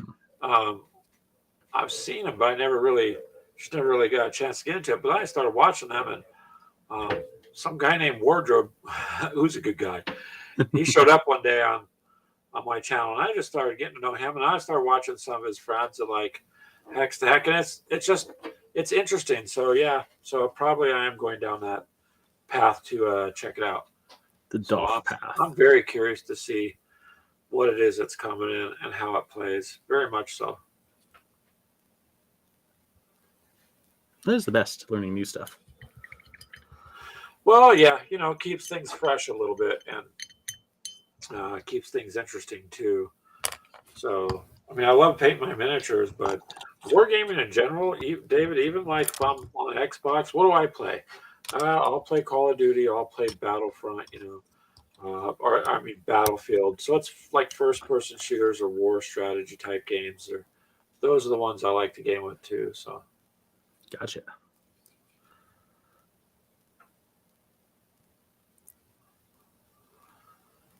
So I yeah, like. Heck says that's a good game, huh? An advanced version. So these get pretty in depth, I'm assuming. I guess if they're putting plexiglass down and they can make marks on it with markers, then it must be advanced in some areas. Oh yeah. So yeah, most definitely. Have you played any of those types of games, David? I don't believe so. I'm definitely miniatures centric. I've been obsessed with miniatures since I was a little kid. Yeah. Well, it's they're fun to do. They're fun to put together and paint and stuff like that too. So okay, Jeff, you're gonna game with mini Warmutt shortly? Cool. Nice. Yeah, I'll have to check in and see how that goes. Cause oh no, poor mini Warmutt. He just had a 1-year-old with sticky hands walk into his cave. No, Oh he says. no. And 1-year-olds, if they can wander around, they're gonna grab anything they can reach at that level.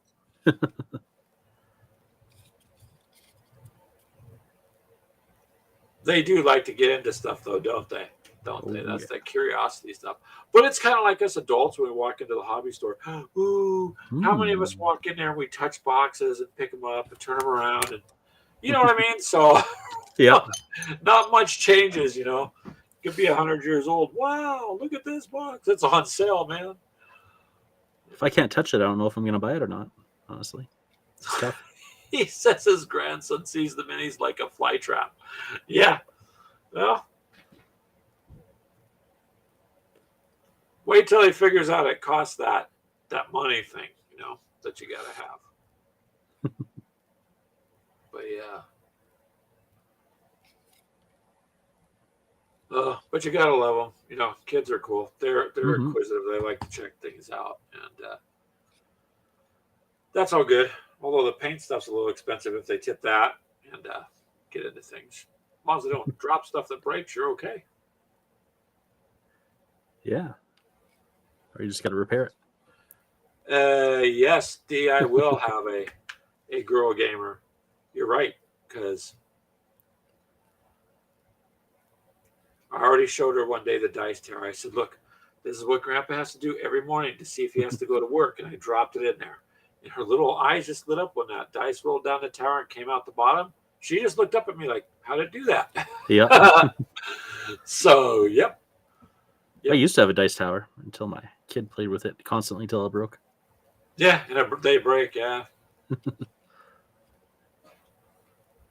and they do grow up fast, very, very much so. And Charles says lots of older Avalon Hill games have structured rules and scenarios. So basic, intermediate, standard, and advanced. Well, that's good because Greg's going to have to start with basic.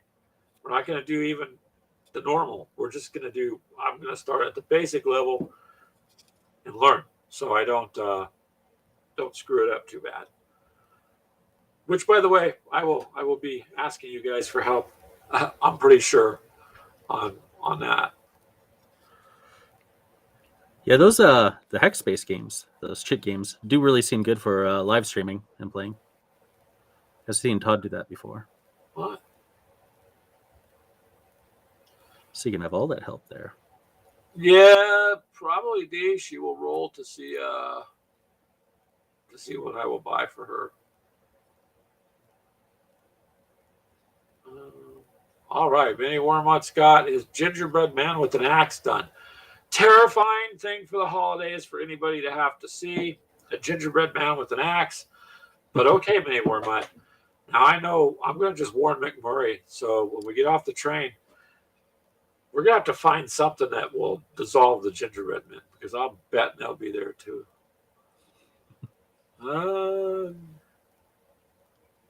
And Brian asked if he played War Room. That's epic, he says.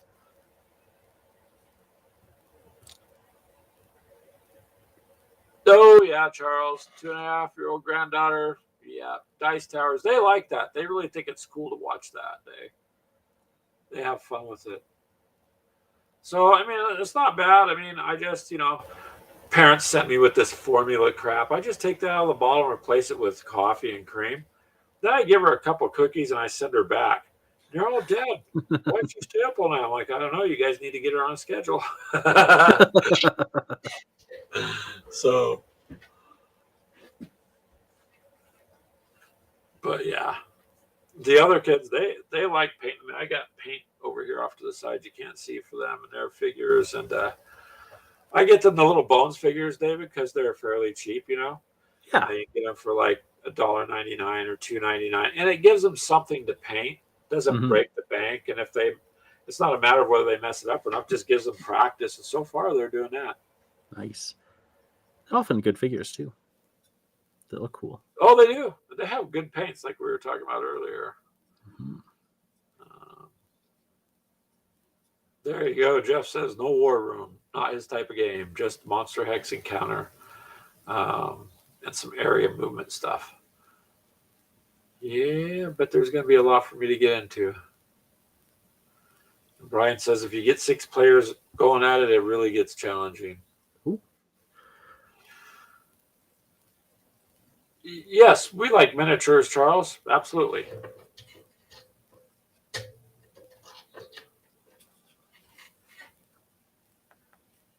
That's what David's working on right now. Actually, what are you working on, David? I can just see you looking down at the.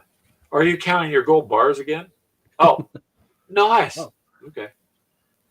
That's why I'm airbrushing the metallic. Then I Well, candy I coat it. appreciate you showing me that because that's cool. That's very interesting. Oh, yeah.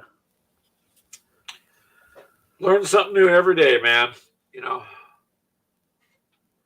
Trying to figure out how some of these people I work with that know everything did that because I don't.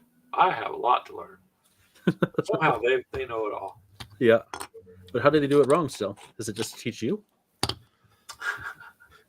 Yeah.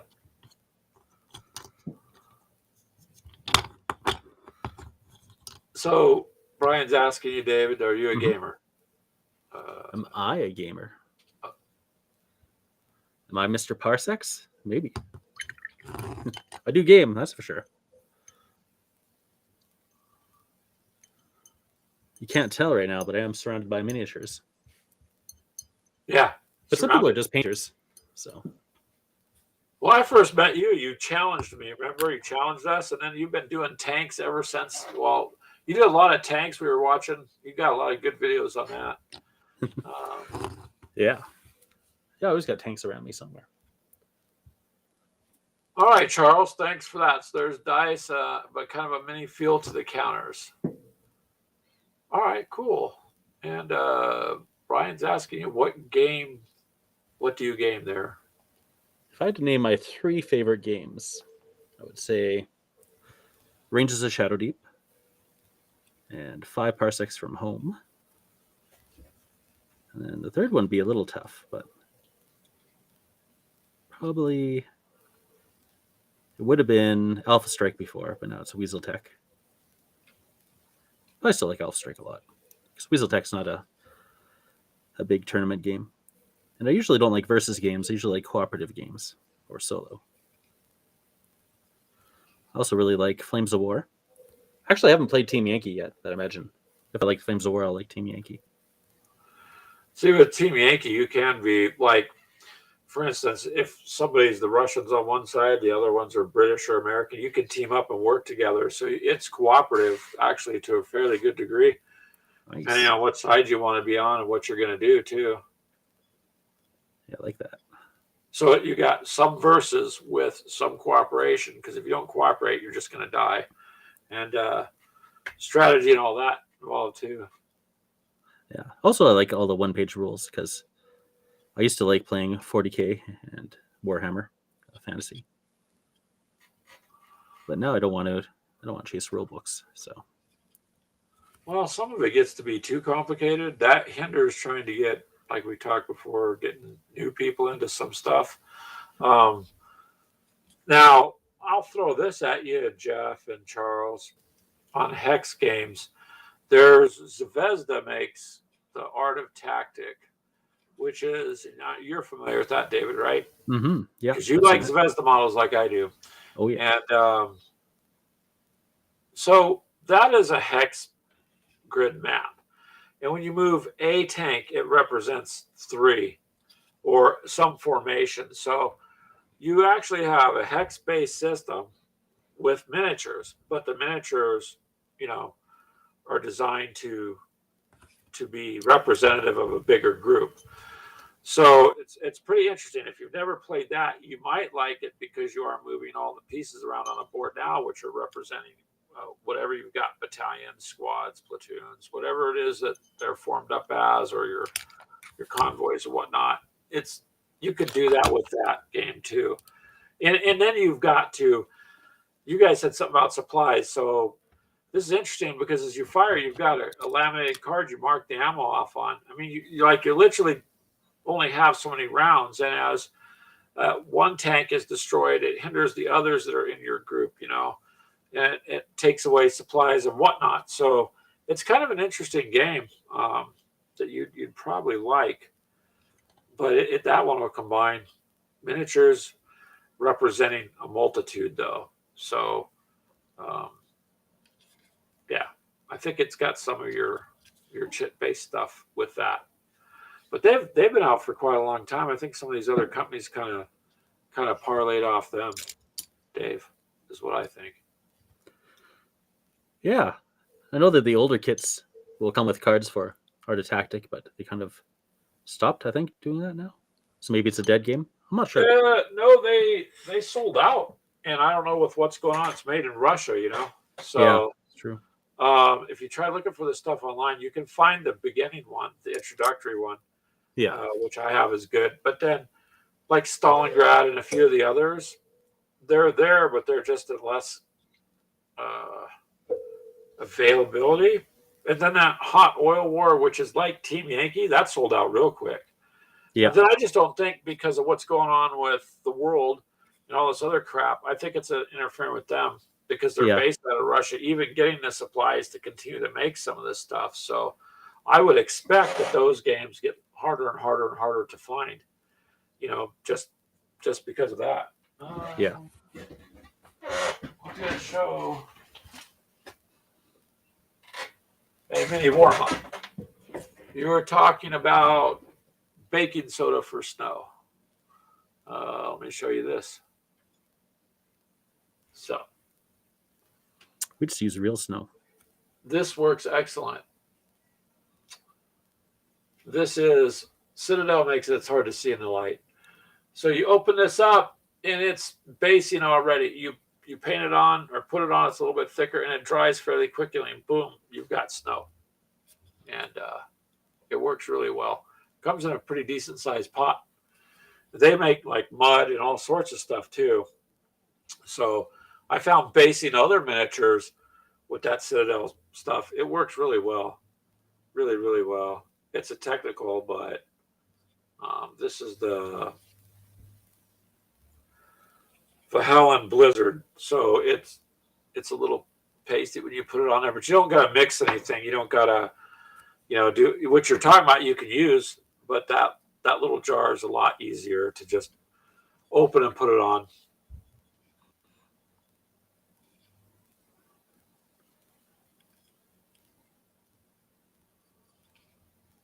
Oh, okay, Charles. So he says that both these games, Interbrook, represent individual tanks or guns or ships. Yeah, that's kind of what it does with Art of Tactic. Is like I said again, one tank represents. Then in their other games, they'll have a little base of troops, but that would be an entire division or something. So as you move them from one hex to the next, you're moving a lot, but you're just using one piece to represent a lot. And then your cards, you'll be marking off what you lose, so you don't lose track of it. So yeah, that baking soda, yes, or baking powder. You can use that stuff when you warm up. Like I said, I used to uh, years ago take Elmer's glue, a little bit of water, paint that on the bases, throw sand on there, do whatever. You can do it however you want. But then I found this technical stuff a while back, and I don't mess with the other stuff anymore because the stuff gets on there, does what I want to do, dries fast, looks good, doesn't come off, and you get the effect you're looking for. And you're able to do it in a lot less time, far less time.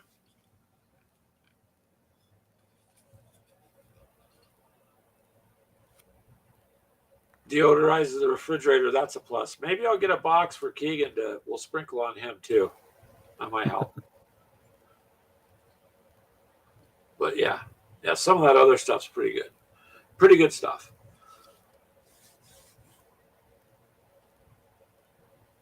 Fine, Greg. What's the stuff again? Okay, it's called the Helen Blizzard. I think because I'm sitting here under the light, it's just really hard to see. So I'll try to add some dark to it, but it is. It's spelled Valhalla Blizzard. So if you go to the hobby store, look under the technical, and you'll see these long pots. They're bigger than the regular ones. See, they're much taller, and they'll have like Armageddon dust is one of them. Something mud. They have some Warhammerish names to them, but the reality is it's mud. It's dirt. Some of it crackles. Keegan found the one that he uses looks like it's supposed to look like red dirt, and then when it dries, it'll crackle up. So then you could shade it or whatever, but it'll look like you're walking on dry, parched ground that's like a lake bed or something that's dried up and peeling back. And that's Citadel paints. Their mini Warmut. That's what those are. Maybe it'll show up better on this one. Nah. It's because it's. I mean, they make this snow-colored stuff, David, and then they print it with white lettering. Yes. On a see-through label with white in the background. I'm like, good grief. That's how you know it works. Yeah, I have to hold it at an angle, but that's what it is. And it says Blizzard on there. But it's really good stuff. I mean, what I want to do is, and it's just something as a side project, I wanted to get Flames of War, like the late war German unit, because I have all the German stuff. And I want to do it a snow-based thing, snow camo, snow on the ground, because some of their bases have like broken logs and trees and fence posts that you can get. Mm-hmm. So you can I have some of those. Yeah. They are really cool. Those decorative bases. I like GHQ. I like those little miniatures. They're pretty good. Citadel, $20 a bottle. No, not this one. It's like $7, but you'd probably base an entire army with it. To be honest with you, it would be worth looking though to see if Vallejo has dozens any of ones. Yeah, dozens of bases. It's not going to be. It goes a long way. Tens of bases. Tons of them. It goes a long way, honestly. That's why I use it. It's because it just saves me time. And the mud one I've used quite a bit on other ones. So, especially when you're doing 15 millimeter guys, they're mini warm up with the bases, then it'll work out for you. It'll work out pretty good. But it's not expensive.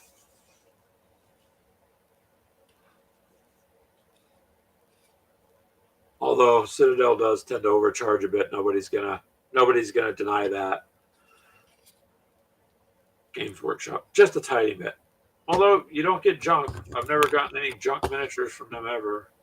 So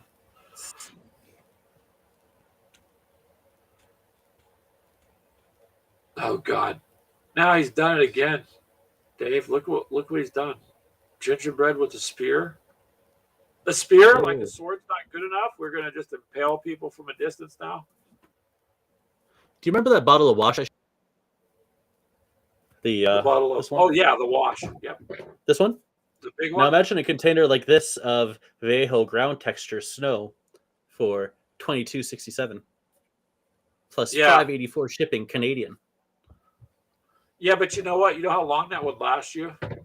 It It'd would dry up cover a ton probably of before you stuff. ever used it, Yeah, yeah. You'd never use it all. yeah. I actually So bought try one try some.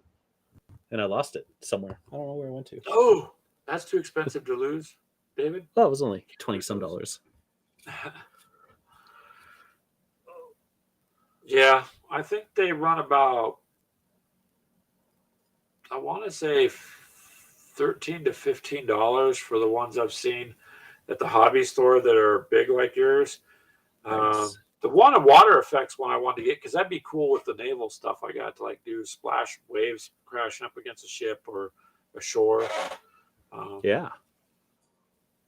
but yeah, some cool stuff to look at there, Mini Wormont.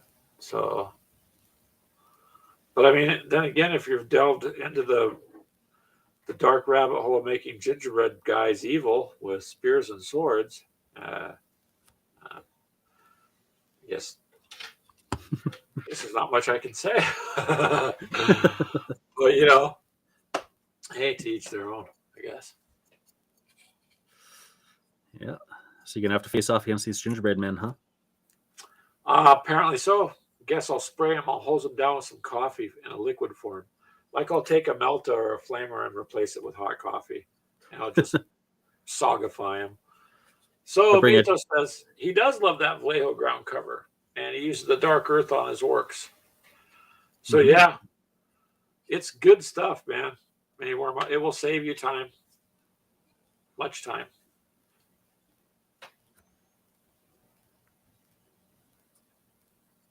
What? What? Next, I will finish painting the Psycho Presence. So, yeah, get a donation for some online counseling from me, Warmite. Apparently, we got some anger issues, huh? Exploding presents, gingerbread with sharp objects. The War at Christmas Are Village. you? So I gotta ask them, Warmite, are you in this gaming room by choice, or did your family lock you in there? Uh,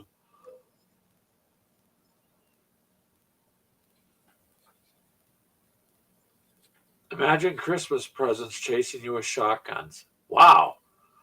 Uh, well, guess it's time to quit celebrating Christmas then. That's just too dangerous. No, Charles, you're not the only guy who. I'm assuming you mean orcs as lethal, blood spilling good guys.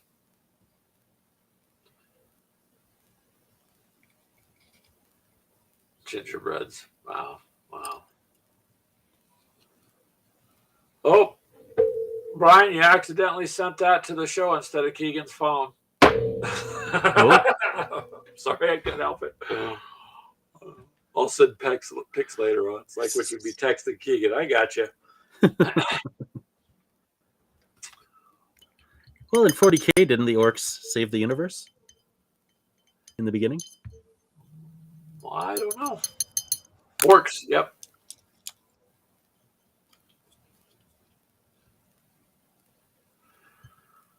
I don't know, man.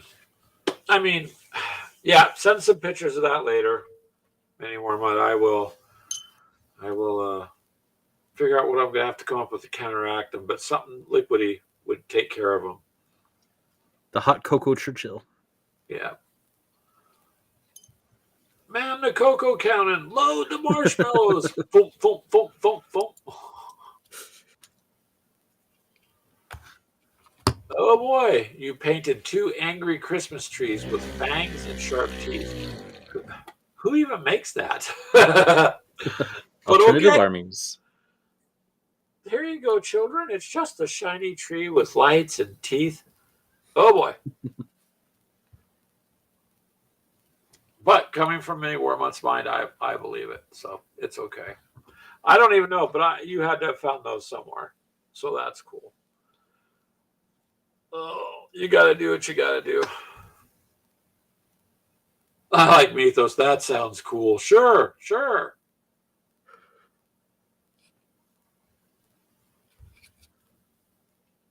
So Brian says from Weird World War II, here members at work stopped the initial spread of chaos because they were immune to its corruption. That was way, way back. I could see how their corruption would not affect them because there's not much there in their minds to affect.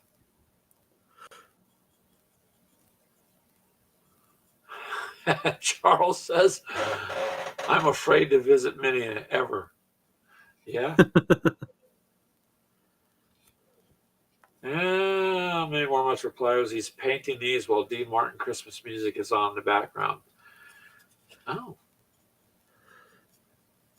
Well, that explains it. The dark side of everything. Yeah. Yeah. Nice, Minnie Warma. This is why my show is not for children. Listed on YouTube as adults only. My child was traumatized watching your show. He's terrified of all this. They should be terrified how much Christmas costs, ma'am. Not about the tricks with the teeth.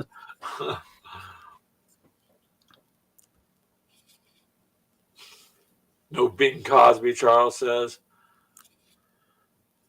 Yeah, May Warmut. What are you, just only listening to Dean Martin? See, David, you just never know what's going to happen when we start talking about stuff. Nope. What's your format for the show, Greg? I'll be honest with you. I make a cup of coffee and I turn it on. Yep. And it just goes from there. I guess I should have more structure, but, I mean, if we're going to hang around and talk, may as well hang around and talk. Oh, yeah. Johnny Mathis. All right. Hey, you know what? Mini Warm-Up, as long as you're not listening to Barney's I Love You, You Love Me song whilst painting this kind of stuff, then you're probably still salvageable. Okay.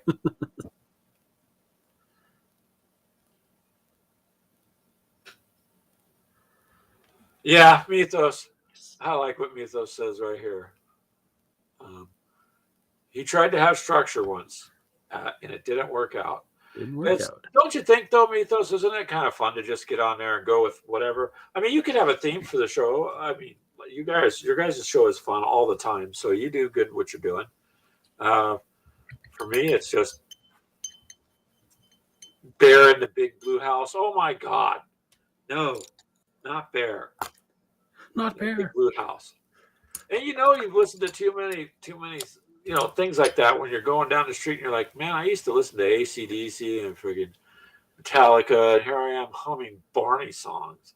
So you're a parent at that point. All right, Mini Warmut, you have a good night. I didn't realize it was getting this late. Good night. Sorry, man. Good night. Don't let the gingerbread man bite, or something to that effect. Sleep with a hot cocoa by your side. Uh-huh. Bear in the Big Blue House. I could see him jamming out to that for sure.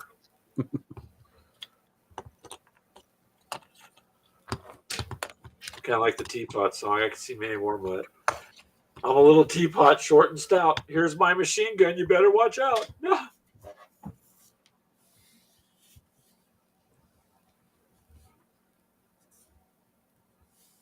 Oh, yeah. Kids are way spoiled today.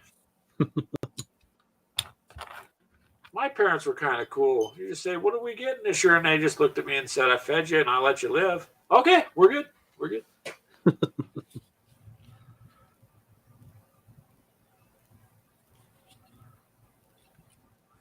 Okay, so this I can completely agree with there, Mythos.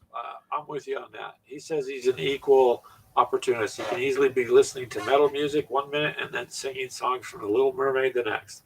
That's right. Yes, it's true. This is true. That's what happens when you become a parent. Charles, there is no age limit on hard rock and metal. There's not. You don't. There's no age limit, so it's okay.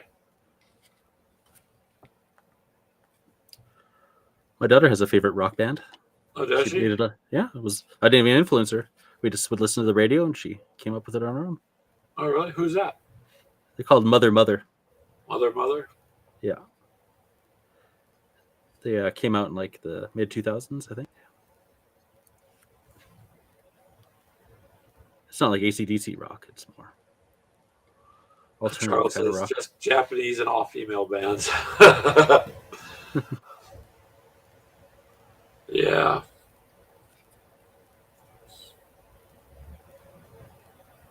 It doesn't come from being a parent, Mythos says. That's okay, Mythos. I mean, as long as you're not singing Little Mermaid songs to Freak and the two of you are in a room together with candlelights, I think you'd be okay. He likes the J-rock bands too. Yeah, I like a little bit of everything, man. But I mostly grew up listening to hard rock and heavy metal. So, um, oh God, did you? He sent Bear in a Big Blue House song to my messenger. Okay, I will have to play it then. It's okay. At least it was, something good there, many warm months. So that's okay. That's okay.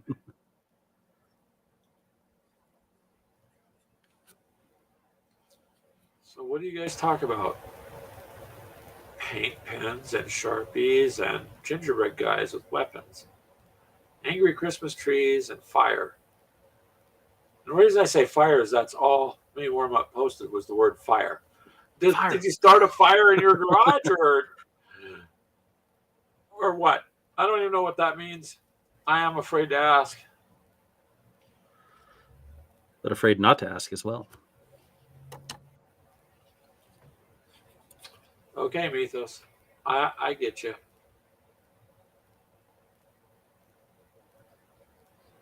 Oh, he says earth, wind, and fire. So now I don't think he means the band. I think Mini Warmups thinking he can control all this stuff. If he's gonna, have an army of gingerbread man, you better be able to control the wind and the fire and the water. Oh yeah. Yeah, better start doing some airbender work or something. The band. Okay, we'll stop picking on you anymore, but that's only because he has a good sense of humor and he throws things out there that are sometimes just hard to resist.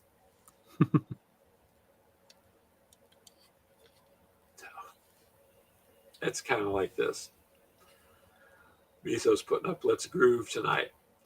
Now, there's a song for Keegan to dance to and send to Mini Warmut. Just 30 seconds of. There you go. You gonna take ideas from the movie The Fifth Element for a gingerbread board game? Okay. Why not? I mean, anything's possible. Nobody says you can't. Just figure out how you want to homebrew it. What does what? My question is are these home baked or, you gonna like actually create gingerbread mans, ones we can capture and snack on?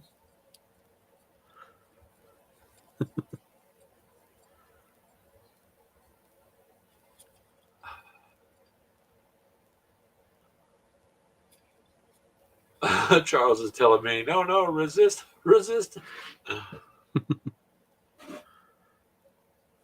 Oh, that's probably why your walls are padded and why your wife gives you supplements 2 times a day. Tells you they're good for you. I used to think they were good for me too, but the voices told me to stop taking them. Now we're all good. And we hang out with David.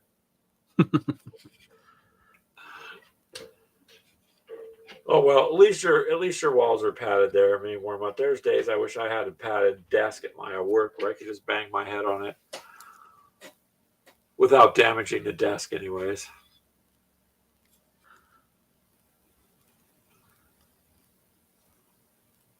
Well, you guys, we are having fun, but it is 6:00 my time, so I'm going to go ahead and cut this off so I could go get some dinner. And David, thank you for coming on again, man. Thanks for having me. Yeah, we try to have fun, Charles. Yeah, no, anytime. I need to go on one of your shows one time, David. You could put a disclaimer up that, you're not held responsible for anything this guy says or his behavior, and then you could invite me on. All right, perfect. Oh my God, gingerbread men with graham cracker shields. That would work. That would work. There you go. I gotta hand it to you, Minnie Warma. Your mind it goes in a lot of directions that you can uh, do quite a bit with it.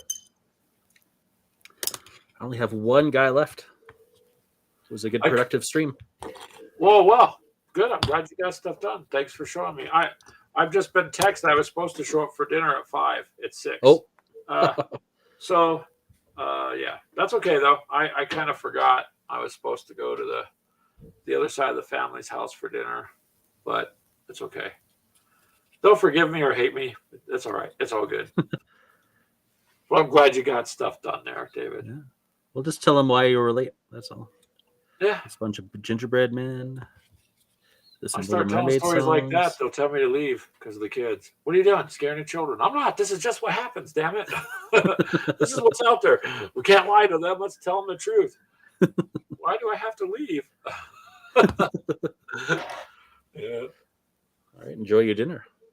Well, I enjoy talking with you guys, man. This makes my day, so Heck yeah. this is good. I had a lot of fun. Thank you, Mythos, Charles, Jeff, and everybody else that showed up. Dee. Clint for showing up and all that. We had some fun, and you guys take care. And well, I don't know. Minnie Warmont, get that scenario ready to get us off the train. We got to finish that. Maybe we can do that before too much longer. But